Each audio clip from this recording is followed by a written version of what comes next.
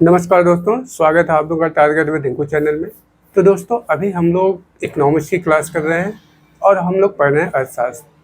तो इसके पहले हमने आपको एक उसका सिलेबस का हमने इकोनॉमिक्स का क्या सिलेबस था उसको बताया और उसके बाद हमने आपको एक लेक्चर दिया। तो आज जो हमारा इकोनॉमिक्स का है वह दूसरा लेक्चर होगा और आज हम पढ़ेंगे इकोनॉमिक्स बनाम इकॉनमी, अर्थात अर्थशास्त्र बनाम अर्थव्यवस्था। तो हम लोग समझेंगे कि अर्थशास्त्र किसे कहते हैं और अर्थव्यवस्था किसे कहते हैं, दोनों में अंतर क्या है। कभी कभी आपसे कोई पूछ लेता है कि अर्थशास्त्र क्या है और अर्थव्यवस्था क्या है, दोनों में अंतर बताइए। दोनों एक नहीं है, दोनों अलग अलग है। तो हम लोग देखेंगे कि अर्थशास्त्र क्या होता है और अर्थव्यवस्था क्या होती है। तो आज जो हमारा टॉपिक है वह है इकॉनमी बनाम इकॉनमी वर्सेस इकोनॉमिक्स। तो आज का जो हमारा टॉपिक है वह है इकोनॉमिक्स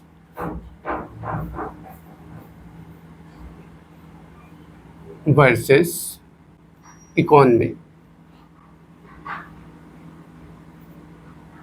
हिंदी में आप इसे लिखेंगे अर्थशास्त्र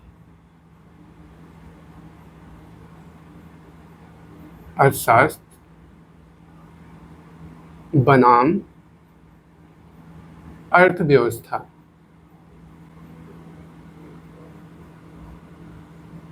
अर्थशास्त्र बनाम अर्थव्यवस्था। तो आज हम लोग देखेंगे कि आखिर अर्थशास्त्र और अर्थव्यवस्था क्या होती है, किसे हम अर्थशास्त्र कहते हैं और किसे अर्थव्यवस्था कहते हैं, दोनों का अंतर जानने की कोशिश करेंगे। तो दोस्तों, जो अर्थशास्त्र होता है इसमें हम डिमांड एंड सप्लाई का अध्ययन करते हैं। अर्थशास्त्र आपका क्या होता है कि अर्थशास्त्र में मांग और आपूर्ति का अध्ययन किया जाता है। लेकिन जो ये आपकी इकोनॉमी होती है, इकोनॉमी में यह किसी एक विशेष स्थान से संबंधित होती है। इकोनॉमी जो होती है वह किसी एक विशेष स्थान से संबंधित होती है और वहाँ पर हम आर्थिक गतिविधियों का अध्ययन करते हैं। अर्थात कहने का मतलब यह है कि जो इकोनॉमी होती है तो यह किसी एक विशेष स्थान से संबंधित होती है और वहाँ पर इकोनॉमी में हम आर्थिक गतिविधियों का अध्ययन करते हैं कि किस प्रकार से मांग और आपूर्ति कैसे चल रही है। और आर्थिक गतिविधियों में क्या आता है, आपका आता है कि उत्पादन आता है, वितरण आता है, विनिमय आता है और उपभोग आता है।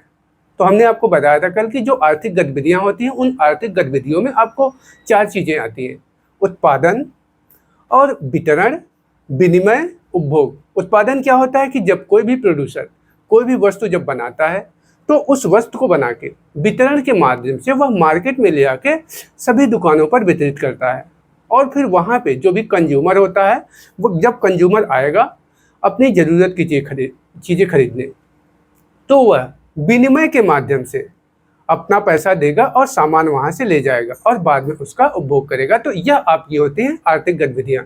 तो आपको हमने बताया कि जो अर्थशास्त्र होता है, इकोनॉमिक्स जो होता है, उसमें हम मांग और आपूर्ति का अध्ययन करते हैं। लेकिन जो इकोनॉमी होती है, इकोनॉमी एक विशेष स्थान से संबंधित होती है और इसमें हम आर्थिक गतिविधियों का अध्ययन करते हैं और उसमें हम देखते हैं कि डिमांड एंड सप्लाई उस समय किस प्रकार से चल रही हैं। अर्थात कहने का मतलब है कि इकोनॉमी में जो इकोनॉमी होती है वह है जैसे कि कोई देश होता है तो किसी देश में वहाँ की सरकार किस तरह से कार्य कर रही है, उन सभी चीज़ों का जो अध्ययन करते हैं हम, वह आपकी इकोनॉमी कहलाती है। तो आप इसमें नोट कर लीजिए कि जो ये अर्थशास्त्र होता है, तो यहाँ पे आप लिख लीजिए अर्थशास्त्र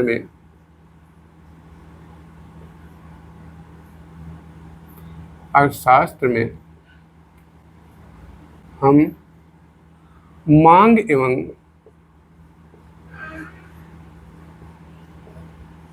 आपूर्ति का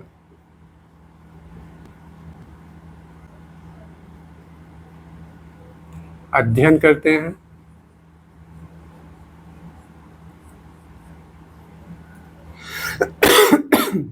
मांग एवं आपूर्ति का अध्ययन करते हैं और जो आपकी ये इकोनॉमी होती है, अर्थव्यवस्था, इसमें क्या क्या चीज़ें होती हैं। जो इकोनॉमी होती है दोस्तों, यह किसी एक विशेष स्थान से संबंधित होती है।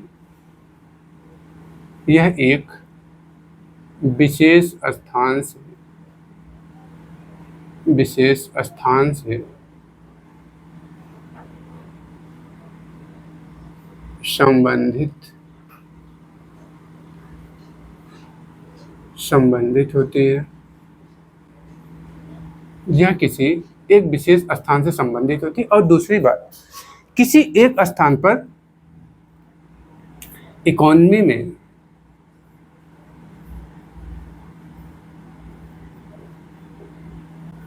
हम किसी एक विशेष स्थान पर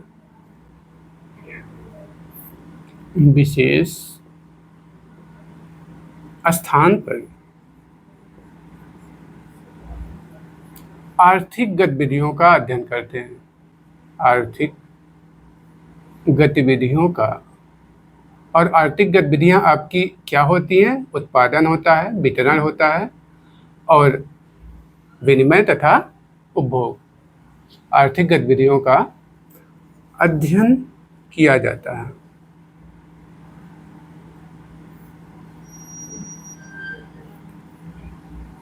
अर्थात कहने का मतलब है कि जो इकोनॉमी होती है तो उसमें हम किसी एक विशेष स्थान पर यह देखते हैं कि वहां पे आर्थिक गतिविधियां अर्थात डिमांड एंड सप्लाई किस प्रकार से चल रही हैं।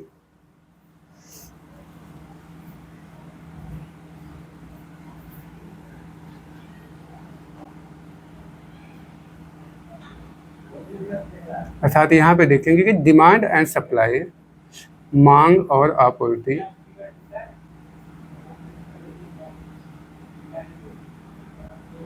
आपूर्ति कैसे चल रही है।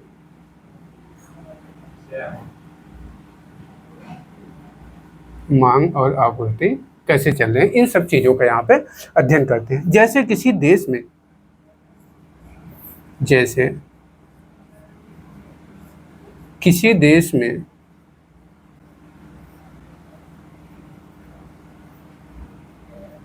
देश में सरकार कैसे काम करती है,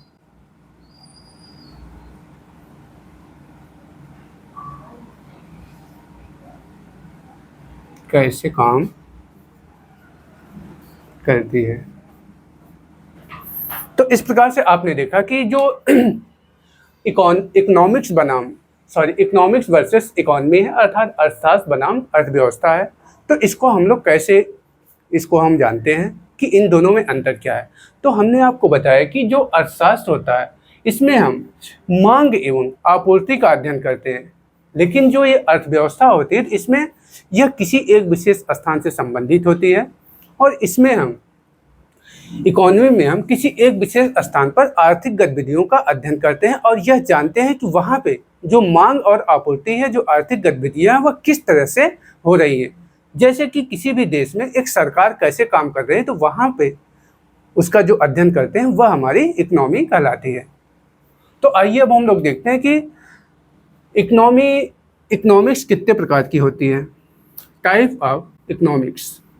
अब जो अगला टॉपिक हम लोग देखेंगे वह देखेंगे टाइप ऑफ इकोनॉमिक्स।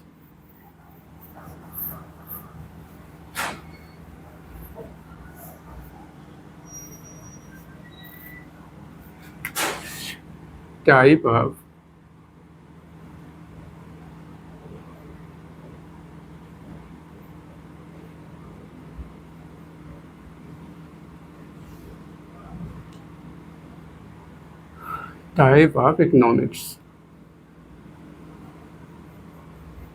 तो इकोनॉमिक्स 3 प्रकार की होती है।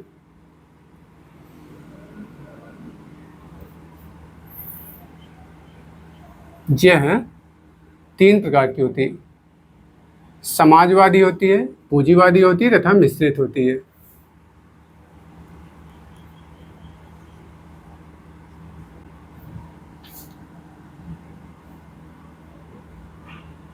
कैपिटलिस्टिक,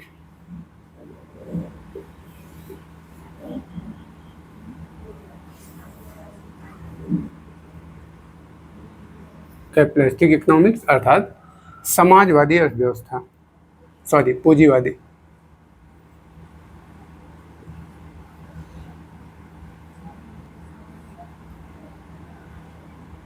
पूंजीवादी अर्थव्यवस्था। दूसरी कौन सी है दोस्तों? वह आपकी है सोशलिस्टिक।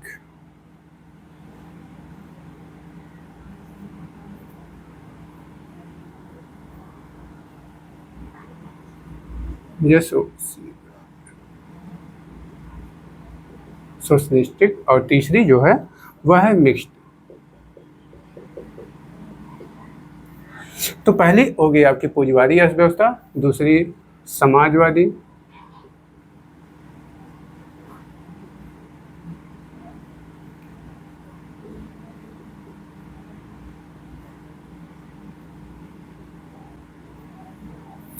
और तीसरी है दोस्तों आपकी मिश्रित अर्थव्यवस्था। मिश्रित अर्थव्यवस्था।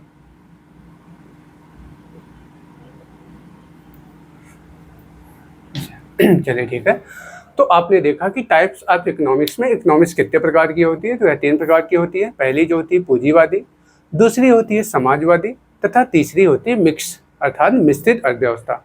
पूंजीवादी अर्थव्यवस्था, समाजवादी अर्थव्यवस्था तथा मिश्रित अर्थव्यवस्था। तो अब हम एक एक करके देखेंगे कि पूंजीवादी अर्थव्यवस्था क्या होती है, इसमें किस तरह से क्या चीज़ें होती हैं। उसके बाद फिर समाजवादी अर्थव्यवस्था को देखेंगे और फिर जो मिश्रित अर्थव्यवस्था है उसको हम देखने की कोशिश करेंगे। तो सबसे पहले हम लोग देखेंगे कि जो समाज पूंजीवादी अर्थव्यवस्था होती है वह क्या होती है।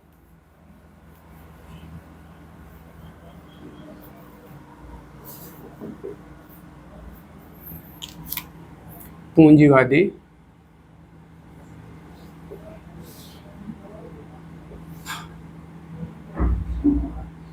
अर्थव्यवस्था।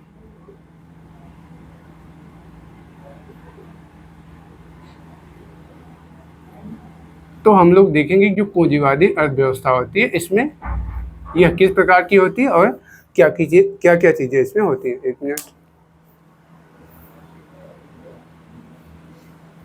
तो दोस्तों जो पूंजीवादी अर्थव्यवस्था होती है इसमें जो मांग और आपूर्ति होती है, अर्थात पूंजीवादी अर्थव्यवस्था में बाजार सेनाएं जो होती है वह पूरी तरह से स्वतंत्र होती हैं।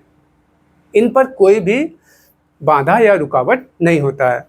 कहने का मतलब है कि इसमें बाजार सेनाओं का स्वतंत्र प्रवाहन होता है।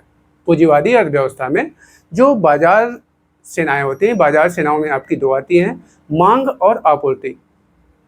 अर्थात कहने का मतलब यह है कि वह अर्थव्यवस्था जिस अर्थव्यवस्था के अंतर्गत मांग और आपूर्ति पर कोई नियंत्रण नहीं होता है, ऐसी अर्थव्यवस्था जिसमें मांग और आपूर्ति पर कोई नियंत्रण नहीं होता, इस प्रकार की अर्थव्यवस्था को हम पूंजीवादी अर्थव्यवस्था कहते हैं।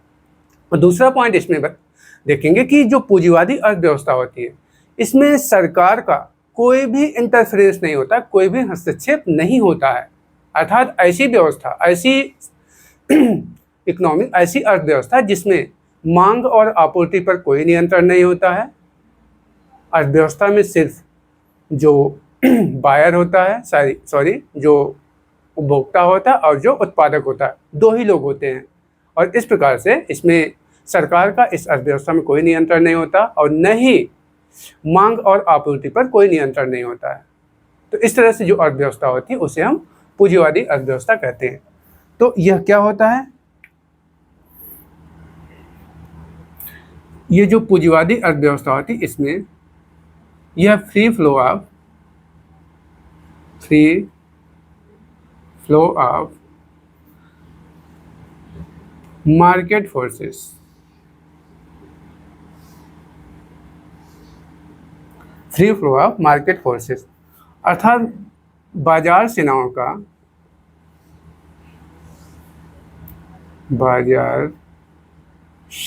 का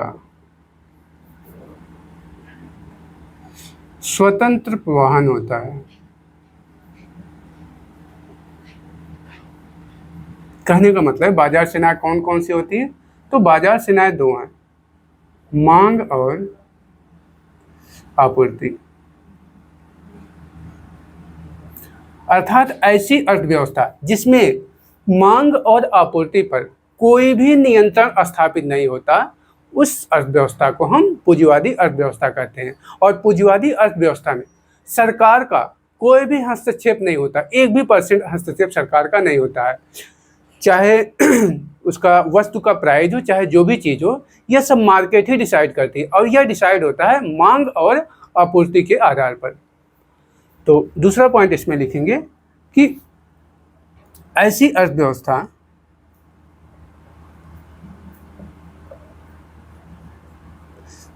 ऐसी अर्थव्यवस्था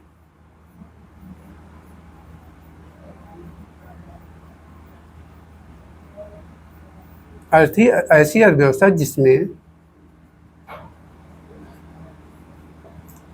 मांग और आपूर्ति पर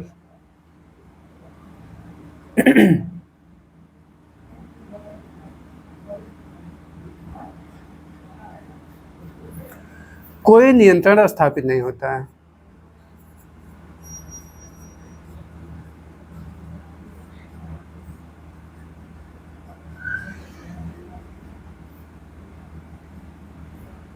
स्थापित नहीं होता है।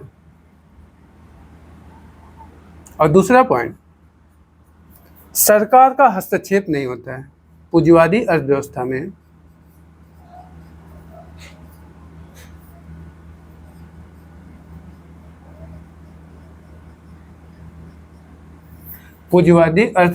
में सरकार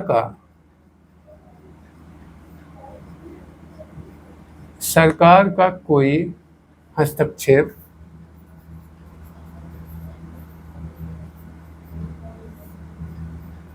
नहीं होता है।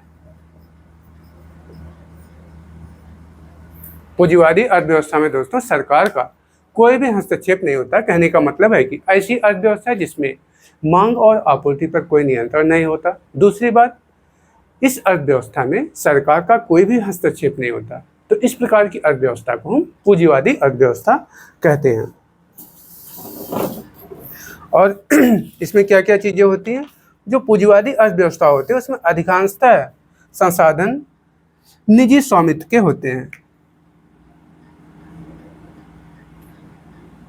पूंजीवादी अर्थव्यवस्था में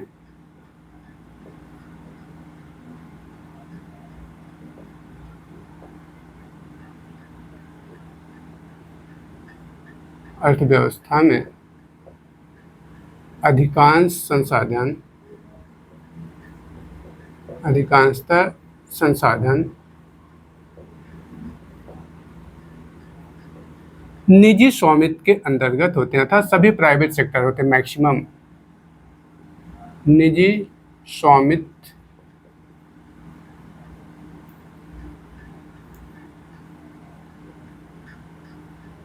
के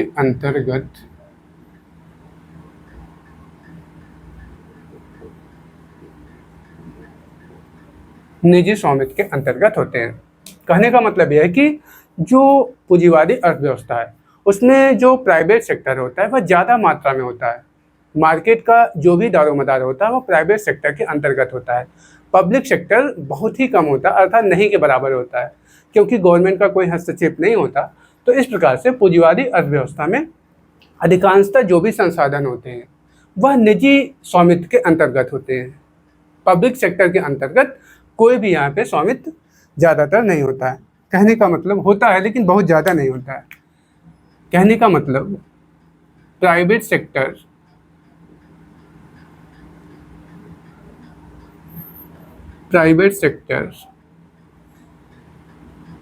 ग्रेटर देन पब्लिक सेक्टर।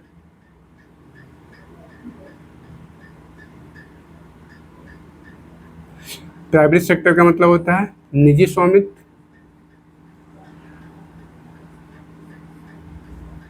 निजी क्षेत्र, और ये पब्लिक सेक्टर आपका जो होता है सार्वजनिक क्षेत्र।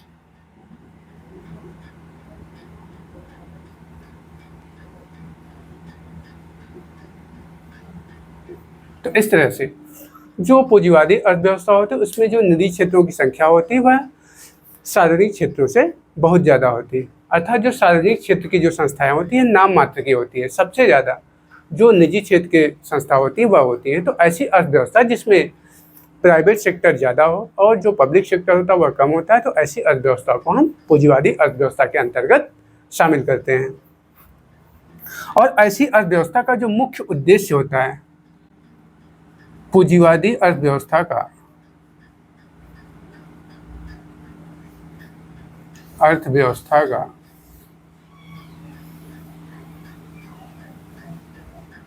मुख्य उद्देश्य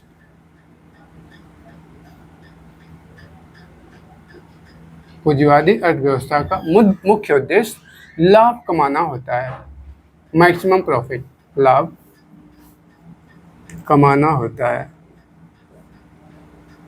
पूंजीवादी अर्थव्यवस्था का जो मुख्य उद्देश्य होता है दोस्तों, वह होता है लाभ कमाना होता है।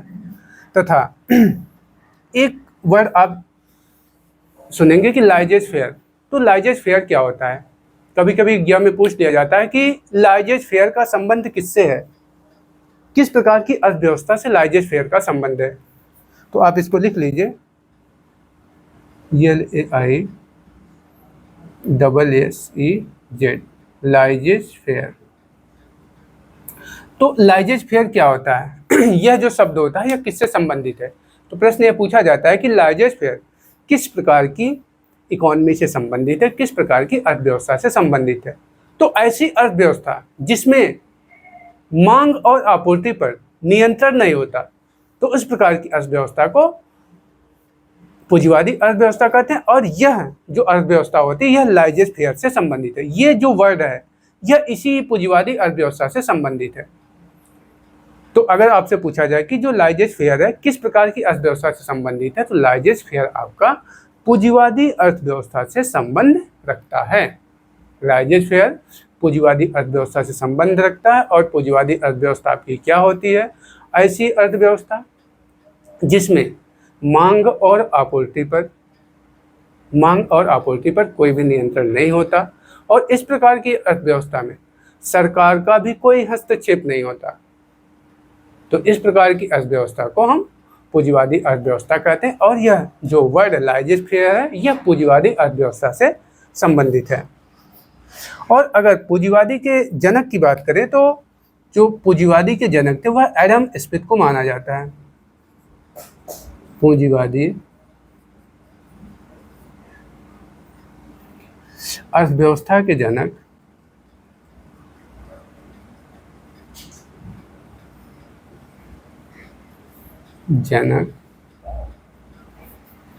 एडम स्मिथ थे।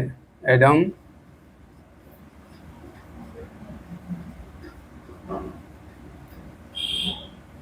इसके जो जनक थे दोस्तों वह थे एडम स्मिथ।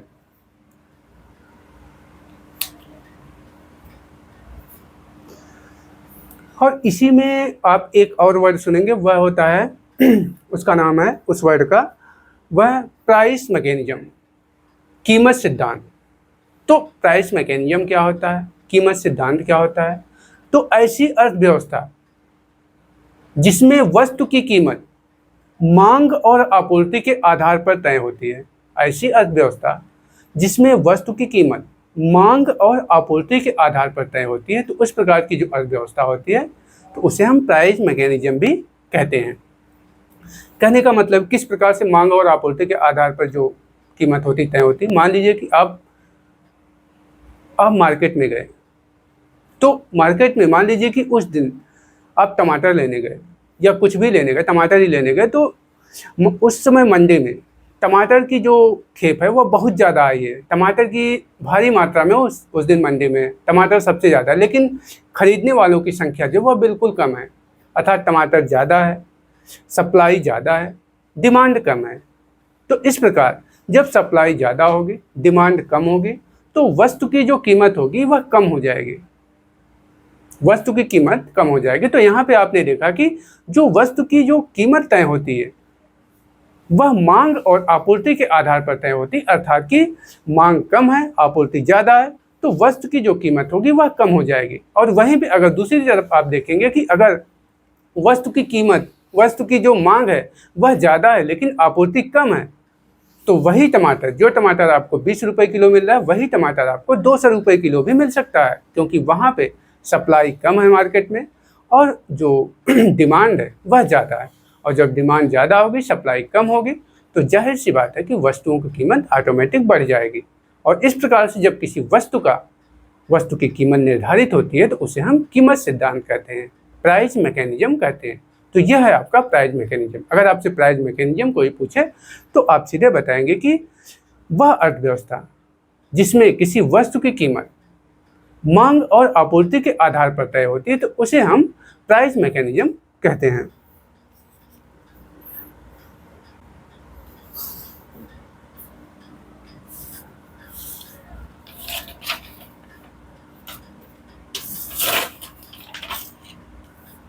तो अगला अब हम लोग देखेंगे दोस्तों समाजवादी अर्थव्यवस्था। तो आपने देखा कि पूंजीवादी अर्थव्यवस्था, और अगली जो अर्थव्यवस्था है वह है समाजवादी अर्थव्यवस्था। तो अब हम लोग देखेंगे समाजवादी अर्थव्यवस्था के बारे में कि उसमें किस तरह से क्या प्रक्रिया है, क्या क्या चीज़ें हैं।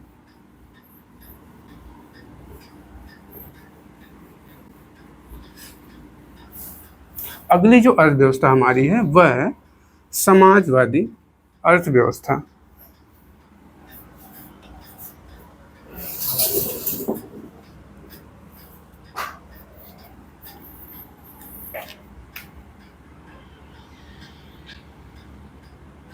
समाजवादी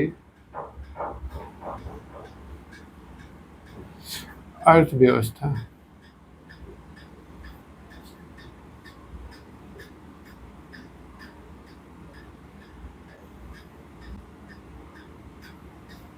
तो इसमें क्या क्या चीज़ें, समाजवादी अर्थव्यवस्था क्या होती है? तो ऐसी अर्थव्यवस्था जिसमें कि जो बाजार सेनाएं होती है उसमें रुकावट होती है। जैसे बाजार सेनाओं को हमने आपको बताया कि मांग और आपूर्ति जो होती है सॉरी, एक मिनट।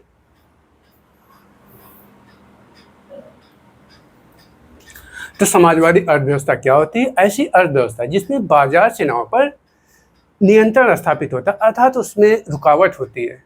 तो उस प्रकार की अर्थव्यवस्था को हम समाजवादी अर्थव्यवस्था कहते हैं। कहने का मतलब यह है कि मार्केट में जो मांग और आपूर्ति होती है उस पर नियंत्रण स्थापित होता है। हमने आपको बताया इसके पहले कि जो पूंजीवादी अर्थव्यवस्था थी तो उसमें क्या था कि जो बाजार सेनाएं थी, बाजार सेना आपकी मांग और आपूर्ति है, तो मांग और आपूर्ति पर कोई भी नियंत्रण स्थापित नहीं था, वह फ्री थी। मांग और आपूर्ति पर कोई भी नियंत्रण नहीं था। तो उस प्रकार की अर्थव्यवस्था को हमने पूंजीवादी अर्थव्यवस्था कहा। लेकिन यहाँ पे समाजवादी अर्थव्यवस्था क्या है कि इस अर्थव्यवस्था में जो मांग और आपूर्ति होती है उस पर नियंत्रण स्थापित होता है, और इस प्रकार की अर्थव्यवस्था में सरकार का हस्तक्षेप होता है। सरकार का हस्तक्षेप होता है मतलब कि बाजार पूरी तरह से स्वतंत्र नहीं होता। अगर कोई भी चीज़ महंगी होती है तो सरकार उस पर लगाम लगाती कि नहीं, इन सब चीज़ों को इससे ज़्यादा महंगा मत करो। क्योंकि जो समाजवादी अर्थव्यवस्था होती है इसमें सरकार जन कल्याण, समाज कल्याण का कार्य करती है, जबकि पूंजीवादी अर्थव्यवस्था में ऐसा नहीं है। तो इसमें क्या क्या होता है कि बाजार सेनाओं के प्रवाहन पर रुकावट होती है। बाजार सेनाओं के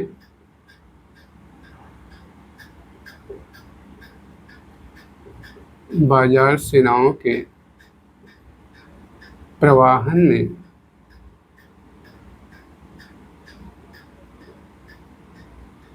रुकावट होती है।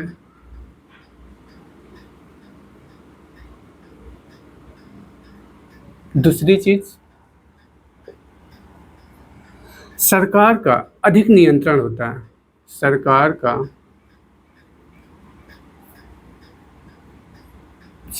का अधिक नियंत्रण स्थापित होता है। सरकार का अधिक नियंत्रण होता है। तीसरी बात इसमें क्या है कि सार्वजनिक क्षेत्र अधिक होते हैं। सार्वजनिक क्षेत्र अर्थात पब्लिक सेक्टर, सार्वजनिक क्षेत्र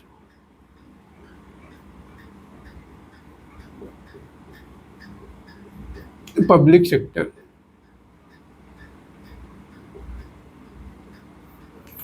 अधिक होते हैं।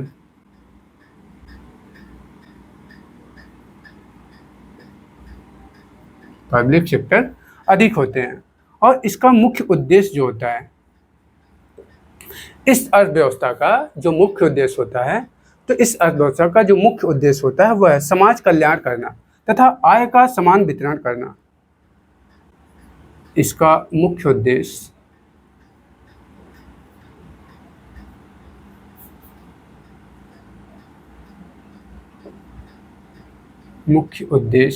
क्या होता है? पहला होता है समाज कल्याण करना, समाज कल्याण करना। और दूसरा जो उद्देश्य होता है वो दोस्तों आय का समान वितरण करना।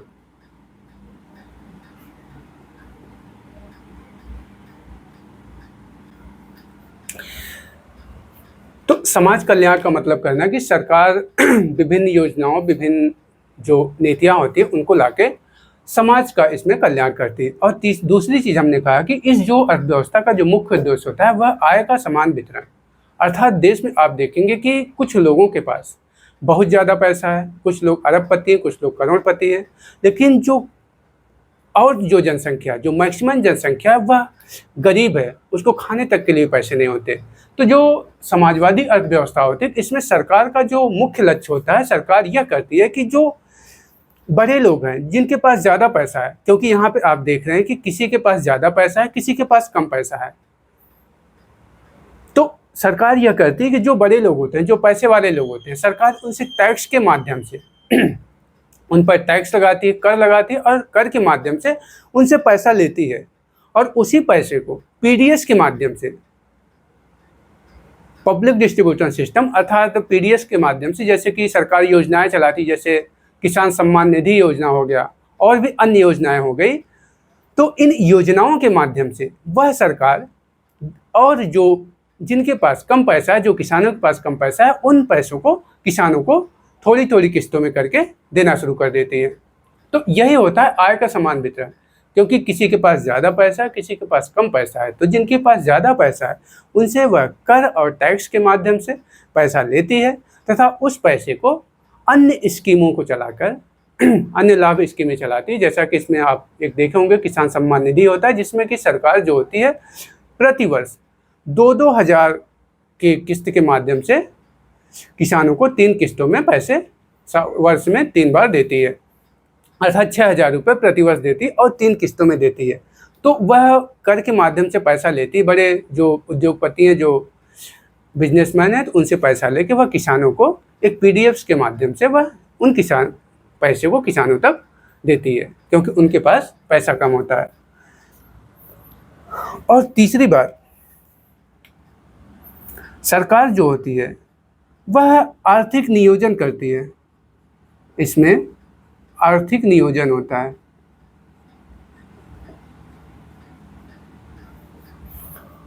आर्थिक नियोजन होता है अर्थात सरकार प्लानिंग करती है किस तरह से क्या किया जाए, इकोनॉमिक प्लानिंग।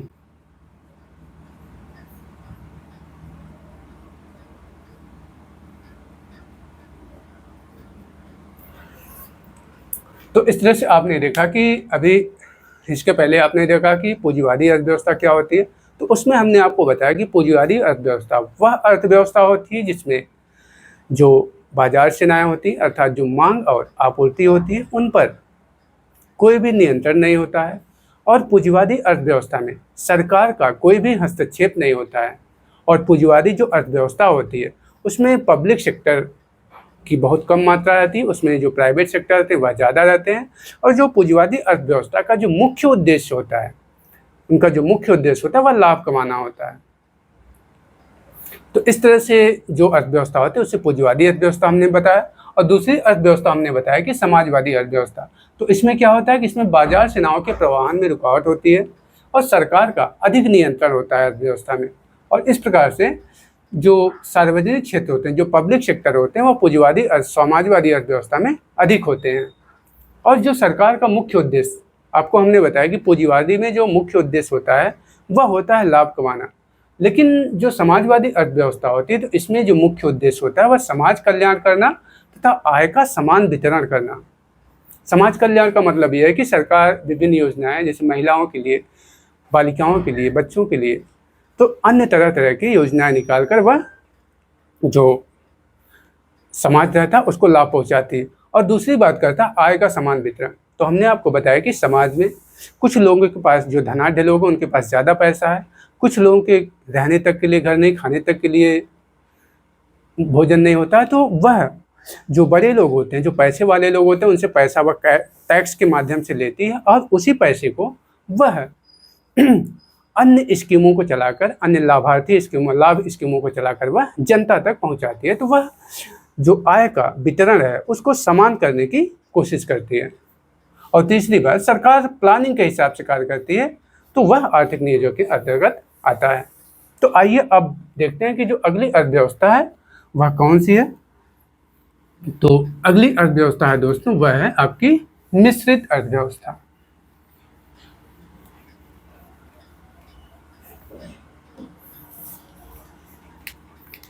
मिश्रित अर्थव्यवस्था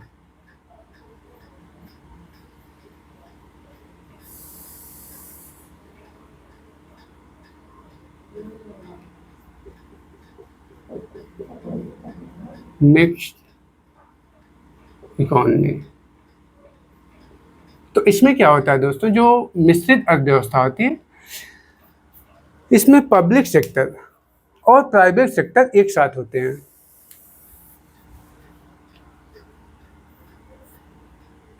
मिश्रित अर्थव्यवस्था में,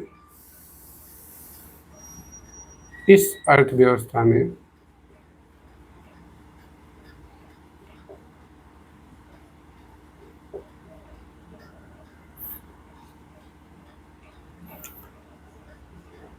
पब्लिक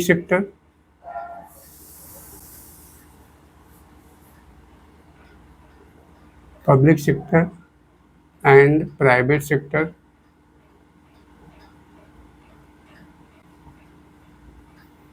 दोनों एक साथ होते हैं, दोनों एक साथ होते हैं।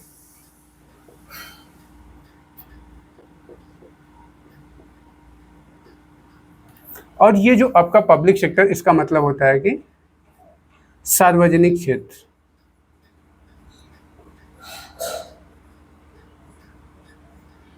सार्वजनिक क्षेत्र।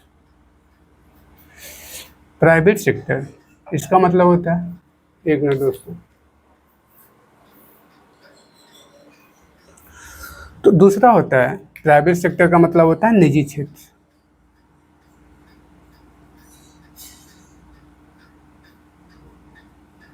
निजी क्षेत्र। तो ऐसी अर्थव्यवस्था जिसमें प्राइवेट सेक्टर तथा पब्लिक सेक्टर साथ साथ कार्य करते हैं, तो उस प्रकार की अर्थव्यवस्था को हम मिक्स्ड इकोनॉमिक अर्थात मिश्रित अर्थव्यवस्था कहते हैं। और हमारे भारत में इसी प्रकार की अर्थव्यवस्था है, मिश्रित अर्थव्यवस्था। भारत में मिश्रित अर्थव्यवस्था है। तो जो सार्वजनिक क्षेत्र होते हैं, तो इनका जो कार्य होता है समाज कल्याण, इनका जो मुख्य उद्देश्य होता है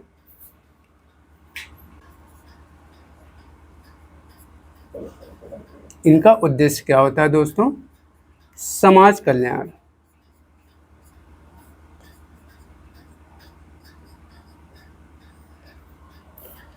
और जो निजी क्षेत्र होते हैं इनका उद्देश्य क्या होता है, इनका मुख्य उद्देश्य क्या होता है,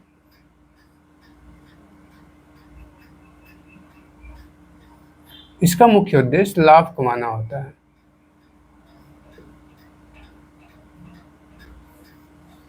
लाभ कमाना। तो इस प्रकार से आपने देखा कि जो मिश्रित अर्थव्यवस्था होती है, तो इसमें जो पब्लिक सेक्टर और प्राइवेट सेक्टर जो होते हैं वह साथ साथ होते हैं। और पब्लिक सेक्टर का जो मुख्य उद्देश्य होता है वह होता है समाज कल्याण करना, तथा जो निजी क्षेत्र होता है इसका जो मुख्य उद्देश्य होता है वह होता है लाभ कमाना। तो इस प्रकार से आपने देखा कि तीनों अर्थव्यवस्थाओं को, जो पूंजीवादी अर्थव्यवस्था क्या होती है, समाजवादी क्या होती है और मिश्रित अर्थव्यवस्था क्या होती है। तो एक बार फिर आपको हम बता दें कि जो पूंजीवादी अर्थव्यवस्था होती है इसमें बाजार सेनाओं पर कोई भी नियंत्रण नहीं होता। कहने का मतलब यह है कि जो बाजार सेनाएं आपकी मांग और आपूर्ति होती है, तो मांग और आपूर्ति पर कोई भी नियंत्रण स्थापित नहीं होता। और इस प्रकार की अर्थव्यवस्था में सरकार का जो हस्तक्षेप होता है वो बिल्कुल नहीं होता है। और इस अर्थव्यवस्था का जो मुख्य उद्देश्य होता है पूंजीवादी अर्थव्यवस्था का, वह होता है ज़्यादा से ज़्यादा लाभ कमाना। तो इस प्रकार की जो अर्थव्यवस्था होती है उसे हम पूंजीवादी अर्थव्यवस्था कहते हैं। और समाजवादी क्या होती है कि समाजवादी जो अर्थव्यवस्था होती है उसमें बाजार सेवाओं में रुकावट होती है और सरकार का इसमें पूरी तरह से हस्तक्षेप रहता है। और पूंजीवादी अर्थव्यवस्था में जो सार्वजनिक क्षेत्र होते हैं वह ज़्यादा होते हैं, निजी क्षेत्र कम होते हैं। और पूंजीवादी अर्थव्यवस्था का जो मुख्य उद्देश्य होता है वह होता है कि समाज कल्याण करना तथा आय का समान वितरण करना। और जो ये मिक्स अर्थव्यवस्था होती है, तो मिक्स अर्थव्यवस्था क्या होती है, तो इसमें होता है कि इसमें पब्लिक सेक्टर तथा प्राइवेट सेक्टर दोनों एक साथ कार्य करते हैं। और जो पब्लिक सेक्टर होता है इसका जो मुख्य उद्देश्य होता है वह होता है समाज कल्याण करना, जो कि सार्वजनिक क्षेत्र कहलाता है। और जो प्राइवेट सेक्टर होता है तो इसका जो मुख्य उद्देश्य होता है वह लाभ कमाना। तो हमारे भारत में आप देखेंगे तो यहाँ पे मिश्रित अर्थव्यवस्था है, जबकि और यूएस, कनाडा, ऑस्ट्रेलिया, न्यूजीलैंड, वहाँ पे आप देखेंगे तो वहाँ पे पूंजीवादी अर्थव्यवस्था आपको देखने को मिलेगी। तो दोस्तों आज यहीं तक, फिर नेक्स्ट लेक्चर में हम नेक्स्ट टॉपिक पर चर्चा करेंगे। तब तक के लिए धन्यवाद।